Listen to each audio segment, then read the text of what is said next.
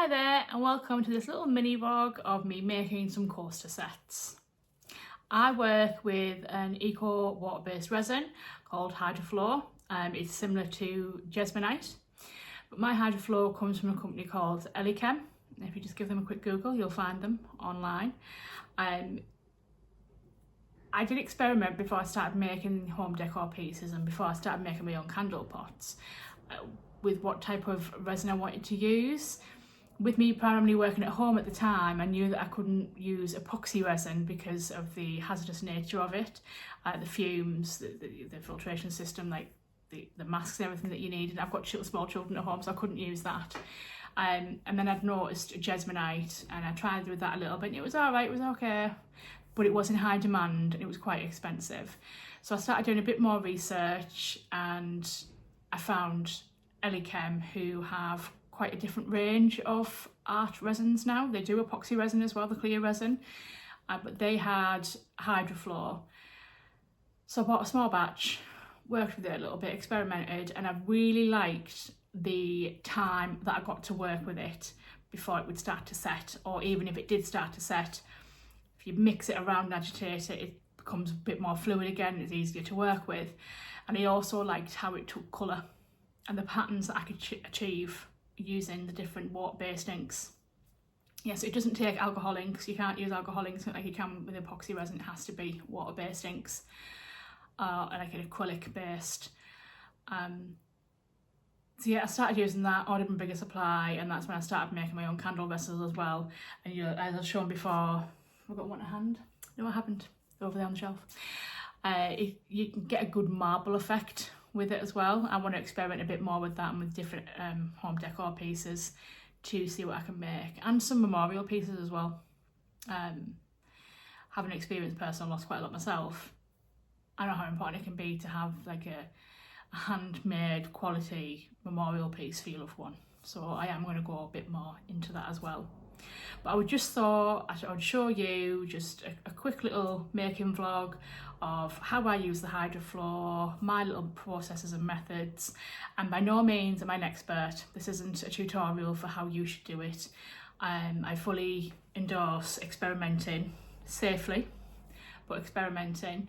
But you will find whenever I do these videos of using or working with Hydroflow that it's usually a voiceover, because I do wear a normal cotton or surgical mask, just dust prevention. You don't really want to be breathing in the dust from the powder. You know, it's still, I would say, hazardous to human health if you breathe it in, I suppose. I've never become ill of it, but it's just a practice that I've put in, that at least a face covering, just a mask, a dust mask, so that you're not inhaling that. But yeah, here you go, and I make 2 sets of coasters for an order that I've got coming out of the shop. Enjoy! Okay, so here we are, we're going to make some coaster sets, and in this I'm going to show you a plain coloured coaster set, which means I'm using the natural colour of Hydroflow, which is the water-based eco resin that I use to make my home decor pieces, including my coaster sets. So luckily when you make with Hydro, if you don't put any ink or kind of development into it, then it does come out a lovely cream colour, so it's quite a neutral colour, and some customers really do like that look. So you know, sometimes we just do one of the off pieces that are just quite plain. The next set we do is going to be a pink set as well, because pink's quite popular with my customers. So you see here I've mixed the ratios of powder to liquid, and it's a 1 to 2.5 ratio. So for every 100 grams of fluid, it's 250 grams of the powder. And then you give it a good mix with, I used to do everything by hand, and my God, my arms felt it. So I've bought in the electric whisk. I do need to get a professional tool, but the electric whisk is what I can afford at the minute. So you see here, I've partially poured into these hexagon, whatever. Poured into the moulds, and then I'm agitating the moulds to try and get any air bubbles that might be trapped inside there out. And then I go back in with the rest of the Hydroflow and then top up the moulds. This reduces the chance of air bubbles getting trapped in the pattern that's in there. It can cause imperfections, and you don't want that with your moulds. So here we are, all poured in, not wasting a drop. And then you'll see me give the moulds one last agitated move, jiggling them about a little bit, making sure that everything's settled right and that nothing's going to get trapped.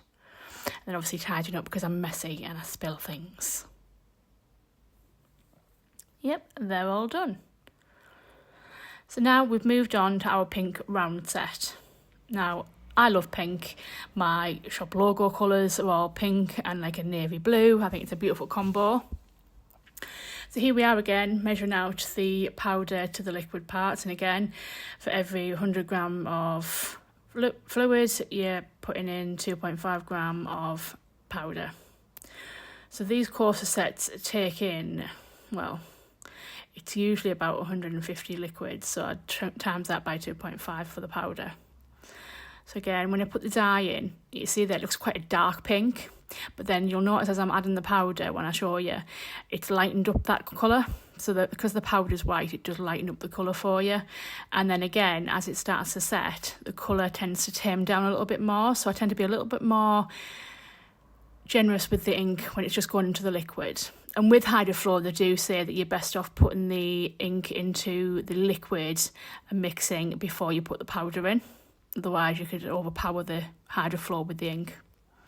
So again there, with it being a patterned mould, I've partially poured the Hydroflow in, and now I'm agitating the mould and giving it a good mix about. I'm even tapping it on the table just to try and make sure that all those air bubbles, because the pattern on this mould is quite a lot deeper than the pattern on the first mould.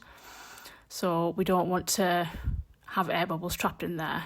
So you notice there before I started pouring again, I actually gave the Hydroflow a bit of a mix, and that just agitates the liquid and makes it more fluid for you. If you notice Hydroflow starts to set a little bit, if you mix it round, it will loosen up for you, so you've got that extra pour time. So there we go, put in there, agitating and tapping just to make sure the air bubbles. And then again, checking over everything to make sure everything's okay, making sure there's no imperfections or anything in there that shouldn't be. And then I'm using the brush there just to go into the grooves of the mould to try and make sure the air bubbles that are in there do come to the surface and we can remove them. So there we go. Again, cleaning up because I'm messy. And then this is about 35-40 minutes later. Hydroflow can actually be really quick cure time, so I'm now demoulding them and then checking them as I go for imperfections, for any kind of colour changes from the two like delayed pour. See if anything changed, and they're looking quite good. There's a little line there which I'm not happy with, so I'll probably have to re-pour that casing. And then again, we're demoulding the pink ones. I was quite happy because there wasn't many air bubbles at all, only one or so it was quite happy. I was checking all the rims to make sure that the second pour hadn't caused like a line ridge around the edge. So I seem to be doing quite good at the moment. And again, just knocking off any of the debris that's like a little bit of an overpour. And then this mould is quite tricky to get out. If you leave it too long, it gets stuck. If you move it too soon, the corners break. So I should be extra careful with this one. And yeah, I think we're quite happy. Thank you for watching to the end of this little making vlog if you've made it this far. I do, again, want to reiterate, I'm not an expert.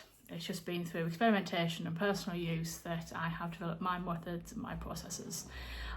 I will say that Elichem have a fantastic calculator on their website, that if you fill the mould that you want to work with water, you put the volume of water that holds into their calculator, and they will give you the ratio of powder to liquid if you don't feel comfortable working it out yourself. Forgive the massive hair. I've given myself a tension headache by having it on the top of my head all day. So I'm trying to give my hair a bit of a break and try and hold off on the migraine I'm probably developing. But yes, that is my little making process. If you want to see more of this, please let me know in the comments. If you've enjoyed this, please like and subscribe, and I will see you next time.